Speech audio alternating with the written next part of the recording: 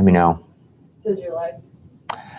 All right, everybody, today is the day, election day, November 3rd, 2020. A lot of craziness that's going to happen. Also, we have a very interesting show for you guys today covering different topics such as what is going to happen to election 2020, what are our predictions, and what can we expect after the election, depending on who the winner is. If President Trump remains as president, what could happen to the economy, as well as the housing market, real estate market, as well as taxes, which is very important. We want to keep more of the money we make. We're also going to talk about the latest stimulus news. Are we going to see a stimulus this year, or is it pretty much a dead deal till next year? We'll talk about the stimulus news as well. And I got some little bit of housing market updates, more so when it comes to mortgage forbearance, some good news and bad news for you guys. So let's go and get the show started. Now, I was expecting that Daniel would have been fully recovered by today, but unfortunately he is still unable to come out and join the show. So he is still sick. It's a bummer. It's very unfortunate. So if you guys can wish him well, he is still down and about. So hopefully he can join us tomorrow. Who knows? I did give him a bottle of Korean ginseng. So hopefully that will work its magic. So we'll see about that. Now, before we get to our first topic, we want to highlight a sponsor real quick, and that is Nextdoor advertising services. If you are a real estate agent, or you're a mortgage broker, or maybe you offer services that are directly tied to homeowners, well, Nextdoor is a platform for you. With Nextdoor, you can go and advertise your services to your local neighborhood and markets that truly matter. For example, if you are a realtor or you're a mortgage broker, maybe you can advertise your upcoming open house to your nearby neighborhood as well as potential buyers in your market. So advertise with Nextdoor today, and you'll get your listings as well as your services highlighted and shown as a sponsored post in Nextdoor. If you are interested, that link is down below where you can go and sign up and get some more information about advertising with Nextdoor. Okay, so let's go and talk about election 2020. And it's going to be a crazy one because there's a lot of stake, but also both candidates are proposing, or at least mentioned, that they would dispute the result of the election. So if Joe Biden becomes the president, President Trump will probably end up disputing it or taking it to the court, maybe contesting the fact that the election was unfair. Same goes with if Donald Trump wins the presidency, it is expected that Joe Biden may contest it and dispute the results. So lots to see, and we may not even have a clear winner, as many are saying, by the end of tonight. But there's a lot of anticipation. A lot of people are excited, worried, or maybe have some kind of anxiety. Who knows? This it makes me feel. I watched a YouTube show yesterday, just browsing about.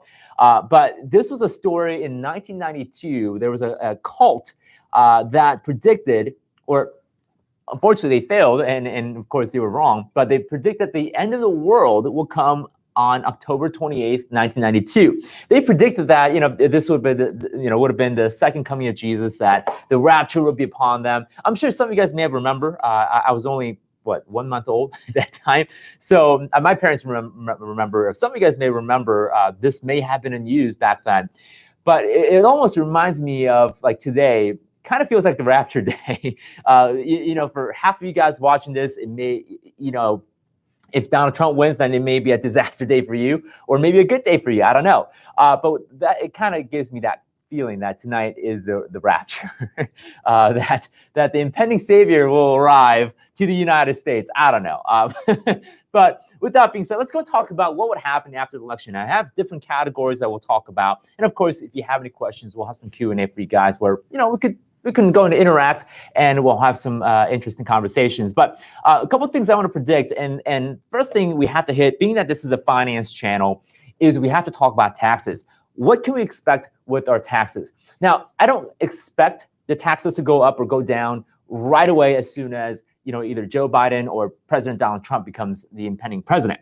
I don't think it's going to happen right away. I do think it's going to happen slowly in the span of 4 years. And this is especially true with what former Vice President Joe Biden already talked about as far as his proposal for the tax plan. And this is coming right from his campaign website. I'm not, going off of another analysis. This is strictly coming from his campaign website and what he promised to do in terms of if he were to become president. So right now, basically what we've talked about in our channel, and we released this video, I think 2 weeks ago, but we talked about pretty much the summary of Joe Biden's tax plan is to tax anyone that's making more than $400,000. Or in fact, the accurate terminology when it comes to going back and reading some of the things that the IRS says and how it reads is that any income earned after $400,000 will be taxed differently under Joe Biden's plan. So you could be making, $399,000 and vast majority of it will not be taxed the way that Joe Biden wants to tax it. And also, it's actually any dollar earned after $400,000 will be taxed the way it is. So, for example, your first $399,000 will probably be taxed at a different bracket, and any dollar earned after the $400,000 will be taxed at what is now proposed as 39.7 or 39.8%. Income tax. Those are personal income tax. This is not corporate tax rate. This is personal income tax bracket, and this is the highest bracket that the United States, the IRS will tax you at. So right now, Joe Biden's plan is if you're making more than $400,000, if you are a doctor or maybe you have a large share of a company and you get paid W-2 more than $400,000, then you would end up paying more taxes. Same kind of goes with the idea of corporate tax rate. We talked about this yesterday, and we didn't really go into deep dive into corporate tax rates, but corporate tax rate, it was once at 39% prior to 2017 with the tax and jobs and tax cut. Joe Biden does propose that he's going to go and increase from 21% corporate tax rate to 28% corporate tax rate. Right now, the corporate tax rate is 21%, like what I mentioned, and that applies to C corporation. I'll give you an example. I'm an S corporation. This company is an S corporation. What that basically means is that any profit that's been generated by my business after expenses fall into my own taxes and to Daniel's taxes because we're owners of this corporation. So let's say we made $100,000 this year as a profit, okay, after all expenses. Then I would be taxed at $50,000. Daniel will be taxed at $50,000 in a personal. So this is often known as pass-through entity. Any dollar that's left over in corporation ultimately gets passed through the owners of the corporation.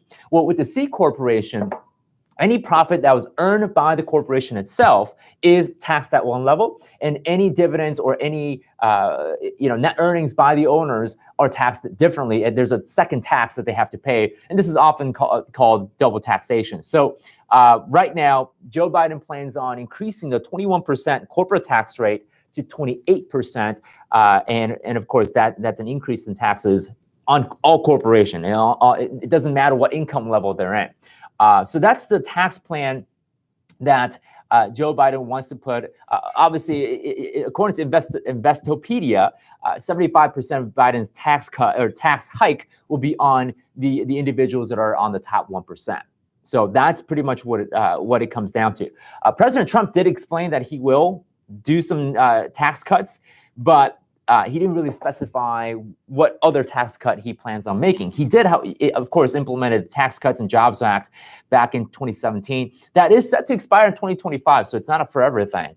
But that tax cut that's what brought down the corporate tax rate from, I believe 35% down to 21%, which made it very favorable for companies to come back to the United States to do business in the United States instead of elsewhere in the world. So that's pretty much what it comes down to taxes. Of course, we can go to specifics as far as real estate. It all kind of ties together. But another thing is that Biden does want to increase the capital gains and dividend income. That's, of course, if you have an asset, if you buy, let's say, for example, real estate property for $100,000, for example, and let's say that $100,000 real estate appreciated up to $200,000. So effectively, the house that you bought, and this only applies to investment property, by the way.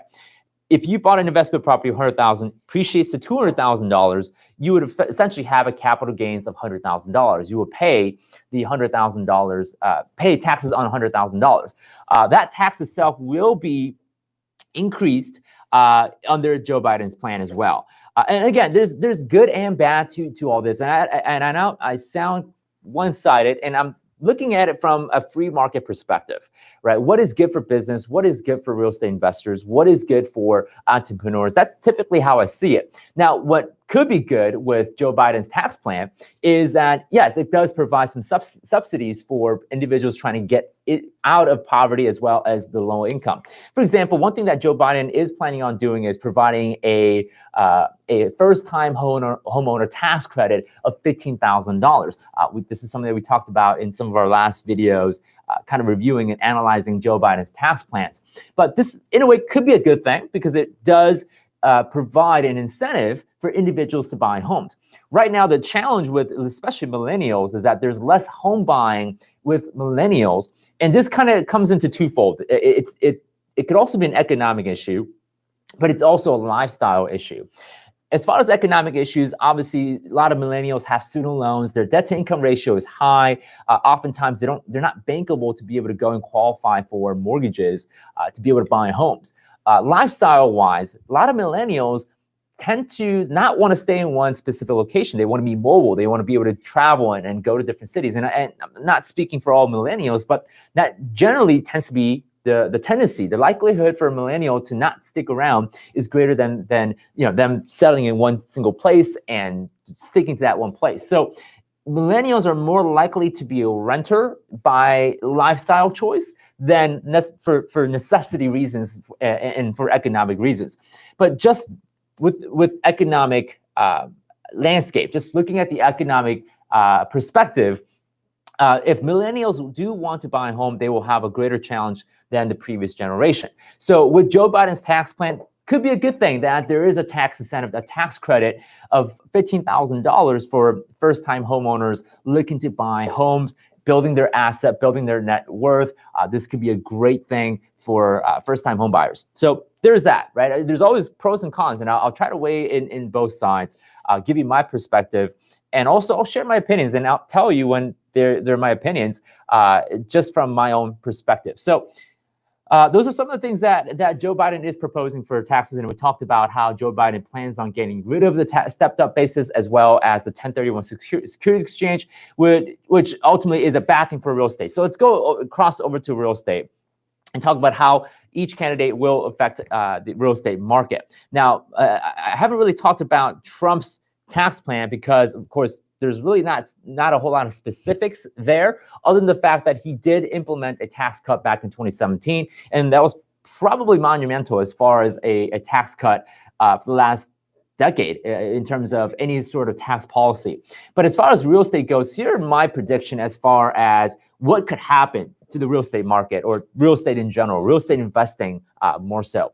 Of course, we talked about how Joe Biden is going to go ahead and eliminate 1031 securities exchange. He's going to eliminate stepped up basis. So those could definitely lead to a downfall in terms of investment activities.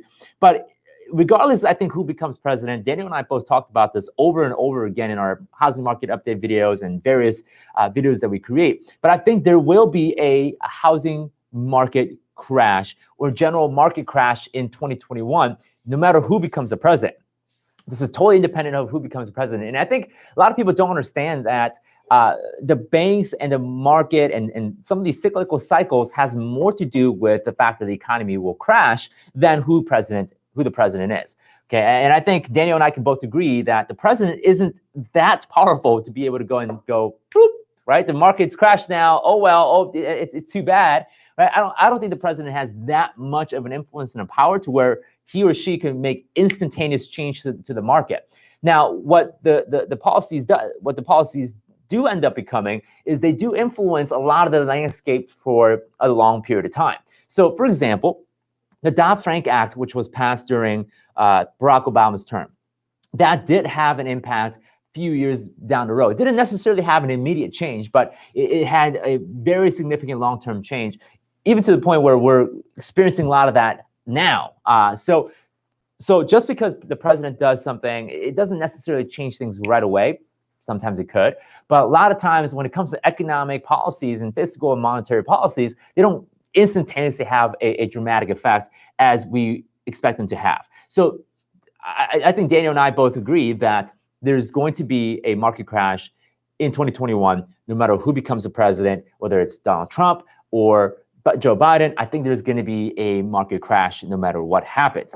But of course, like I said yesterday, it pretty much comes down to how each presidential candidate would respond to the aftermath of these types of market crash. Will there be policies to really stimulate the businesses and more job growth and more financial transaction? Or will there be regulations in place that kind of cut growth and reduce growth for the sake of protecting?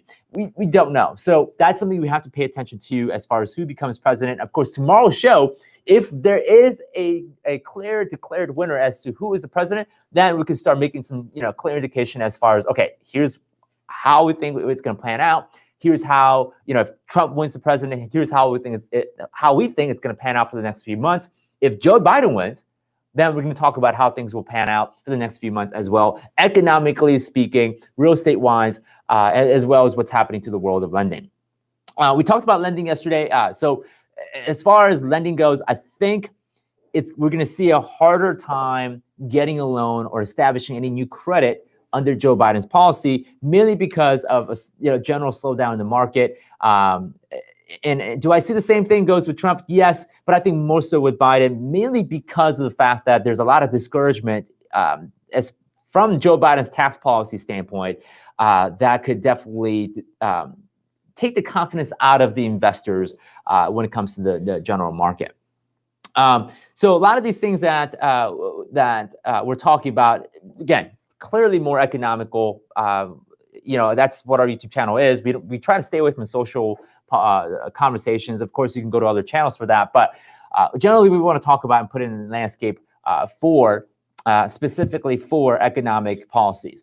Now, I also think that riots, and that could be another thing that may happen after tonight, depending on who the winner is. If riots could occur, it could definitely have an effect on microeconomics as well. I mean, we saw this in Portland. We saw this in places like Minnesota, where we've seen businesses shut and burn and totally destroyed by riots. And of course, this has a microeconomic impact. If my business were to be destroyed today by rioters and looters, and I don't think they're going to want to come to our office. We don't have anything here other than just cameras and stuff.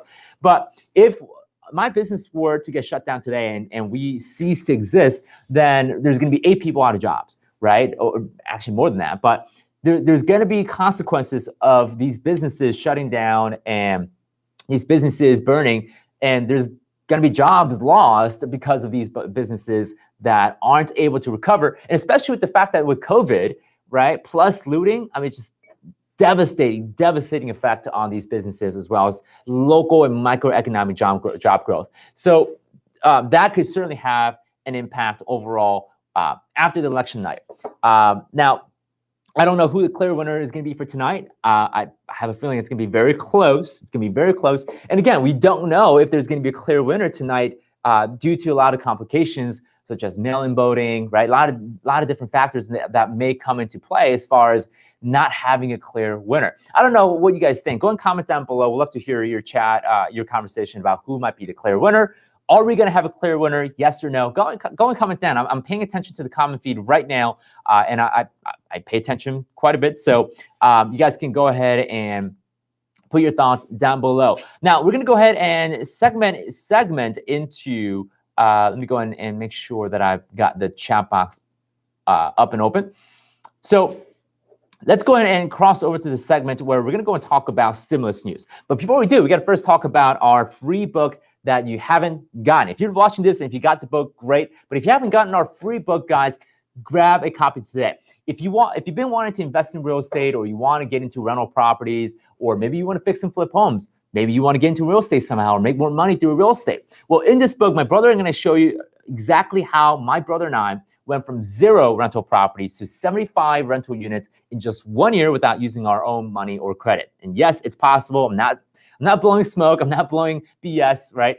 We've actually bought 75 units, and you'll see exactly how we did it. All of our strategies, tactics, systems, processes, they're all in here. And the best part is, this book is absolutely free. You don't have to pay squat. All you have to do is just pay for shipping. That's all it is. We're covering the cost of printing the book, writing the book. This book is, the cost of storing this book in a warehouse. All you have to do is pay for the shipping, and the book will be delivered to you within a week. So for that free book, it's 0to75units.com. That link is down below in the video description. Go click on it, get yourself a free copy, and we'll get it out to you as soon as possible. So 0to75units.com, go and grab your free copy. Okay, so let's go and transition over to stimulus news and what is the latest as far as stimulus. Can we expect a stimulus check by the end of the year? And the answer is maybe. And this is due to the fact that there was an interview by Nancy Pelosi last night with NPR, and she basically came out and said, hey, she's hopeful that there could be a possibility where a stimulus check or a stimulus package could be passed during what most people are calling it the lame duck session. Now, of course, they're calling it a lame duck session because this session happens after the election, but before January when the inauguration happens and when the next Congress resumes their session, when they have their first session, usually within the first week of January. So is it possible that we can see a stimulus package being passed this month? Possible. Now, am I hopeful? Not really. Mainly because there's not much motivation in the Congress.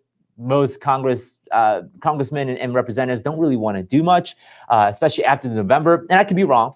I could be totally wrong. But November 9th through 20th is the next session that we could possibly see some stimulus conversation take place. Right now, of course, most top Democrat leaders pretty much said, you know what, we know Joe Biden is going to win. We're just going to wait till January after the presidential inauguration, and we'll have a clean slate, and we'll just do it our way. Nancy Pelosi actually, in fact, last night said that she expects that there is going to be a Democratic House, there's going to be a Democratic Senate, and there's going to be a Democratic White House, which Joe Biden will be the clear winner. If that happens, then, of course, Nancy Pelosi is saying, well, we're going to do it our way. We're going to pass the HEROES Act, which right now Joe Biden does support the HEROES Act. We'll talk about it in just one second as far as what's inside of the HEROES Act. But that's pretty much what the sentiment is right now.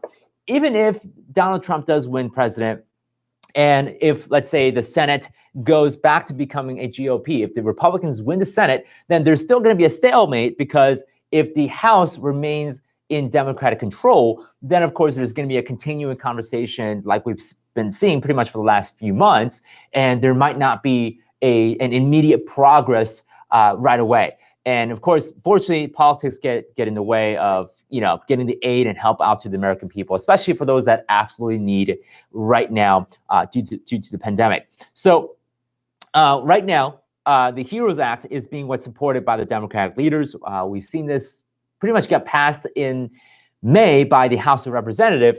And to remind you guys, the HEROES Act is $3 trillion worth of stimulus package. Basically, what's inside of the stimulus package, we have $1.13 trillion for state and local government. That also goes to state higher education, K through 12. That goes to local governments. And of course, the argument here is that they're going to use that fund to provide more testing, to provide more coronavirus measures. There's going to be, of course, the $1,200 check that everyone's been waiting for. The stimulus check, $1,200, that's $435 billion of stimulus checks. There's going to be increase of healthcare spending, support for small businesses, reduce individual taxes, provide student loan relief. So that's all pretty much inside of the HEROES Act, and that's being supported by, of course, the top Democratic leaders. The Republicans are not in support of this, mainly because of the $1.13 trillion of state and local funding. The Republicans are arguing, saying that, well, that's just bailing out the states, and we don't want that. The states should have been doing a better job. We don't want to bail out the states. So that's a $1.13 trillion right there. The Republicans, especially from the White House side, is supporting a $1.8 trillion of stimulus package, which of course the Democrat leaders have rejected that, and that's where the stalemate is pretty much. So can we expect to see a stimulus check by the end of this year? Not likely. I'm not really hopeful about it. Apparently Nancy Pelosi did come out and say it could be possible, it could be done, but I don't think it's going to happen. In fact, typically, the Congress doesn't come back to really get in the serious mode of working. They don't usually do that until after the inauguration. So we may not even see any type of stimulus progress till February of 2021, which is 4 months away. 4 months away, folks. So I know a lot of you guys can't wait for, till 4 months away. Some of you guys are struggling right now and may need that stimulus check right now. But unfortunately, politics is getting in the way to where some of you guys may have to wait till February of 2021 till we hear anything about a stimulus check. And even if a stimulus package is passed in February, of course, it takes time for a lot of these things to be implemented and the money to be sent out. So realistically, the real reasonable timeline that we're seeing right now could be March of 2021 or even late as April 2021 until we can actually see, some kind of stimulus in action and impacting the economy. So that's pretty much what's happening with stimulus news. Not much action. Again, just like what we talked about yesterday, it is wrapped up with this whole ordeal with election, and that's definitely playing an impact and effect with the stimulus check.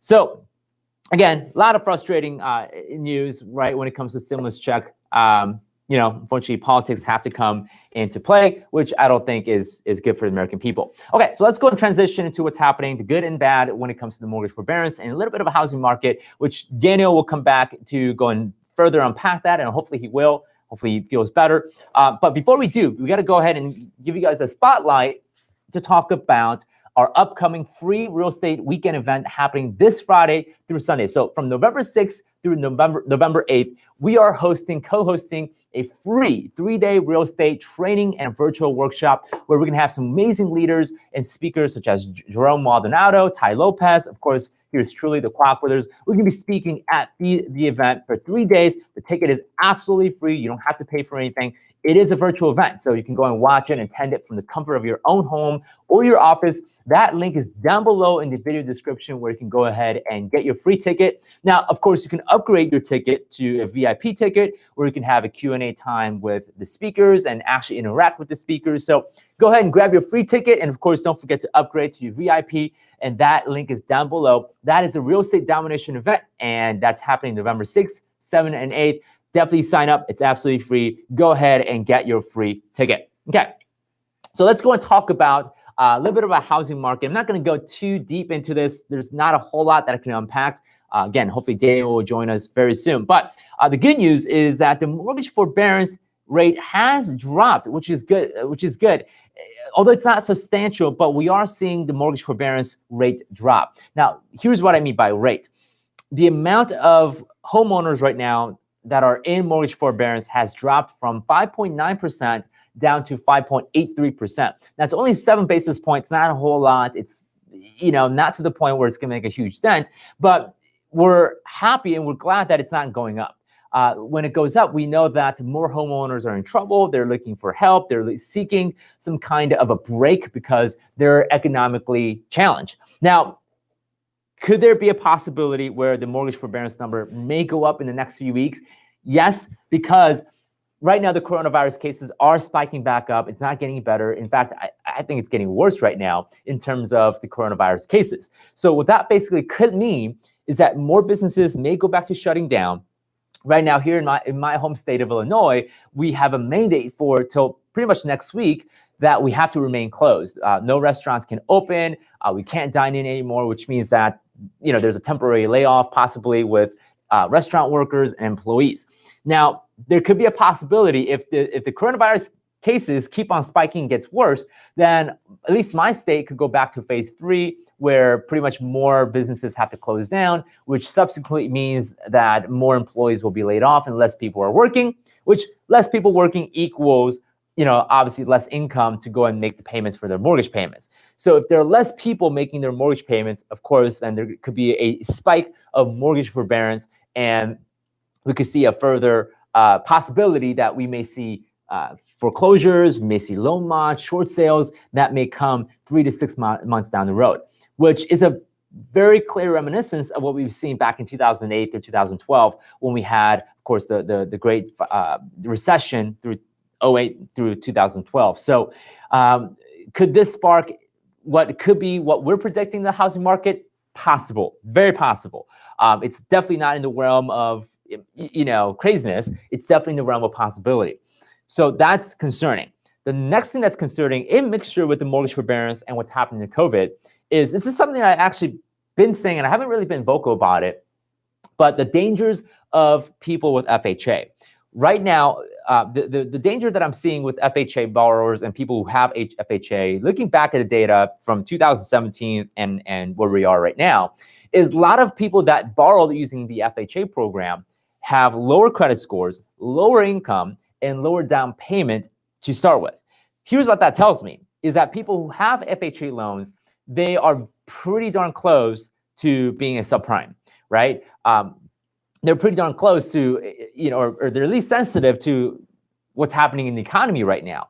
So a lot of these individuals that have a low down payment, lower credit score, lower income, if crazy things happen to the economy, they're the first ones to go, right? They're going to be the ones that unfortunately may have to go through foreclosures. They may have to sell their property on short sale, or, in minor cases, it might be a deed in lieu scenarios where they just simply forfeit their properties back to the banks.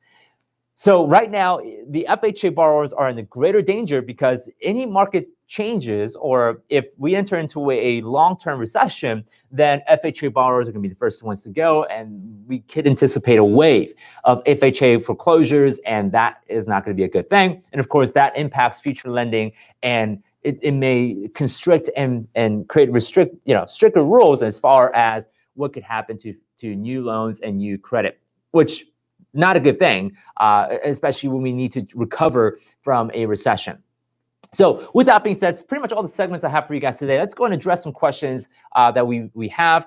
And I see a couple of you guys commenting, which is great. Appreciate you guys commenting. And what also will help us, guys, is go ahead and share this video, share this live. It definitely helps us out greatly with our YouTube algorithm. So Kevin is saying, let's hope that vaccines stop forbearance and rent squatting. Yeah, I agree. And I think that's a huge linchpin, right? It's a big domino piece where if we can figure out how to stop COVID-19 and put pretty much a permanent cure to it, I think that's going to be the missing piece that we're looking for to speed up the recovery and soften the blow to the economy that we're dealing with right now. So I completely agree with you, Kevin Schmidt, that he just commented there. Jen is saying, I think the key thing will be whether there is much anarchy after this election. That would be worse for the country because it could escalate into a civil war. And yeah, the country has never been this divided ever since the last civil war in 1865. So it is concerning, and that, of course, has more to do with social policies and social outlook. But a civil war, nevertheless, is a bad thing to the economy and bad thing for the finances, because that's, the economy will be tattered. I mean, it'll be destroyed if there is a civil war, even at a social level. I think it's going to be a bad thing. So yeah, Zen, I completely agree with you. Okay. So yeah, Brother John is saying he's not turning political. He's stating the facts about what will happen if Biden wins. It will hurt a lot of businesses, and this is a business channel. Yeah, you're absolutely right, Brother John. Do I have a political opinion? Yes, that much is true. But I want to state it from the fact that what will benefit businesses.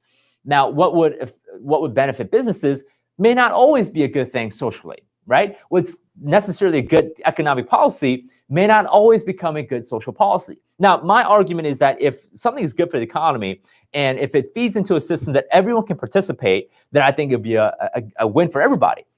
I mean, my story is a testimony to that statement, right? And I'm an immigrant. I first came to the country in 1999. I didn't speak the language. I didn't understand the culture.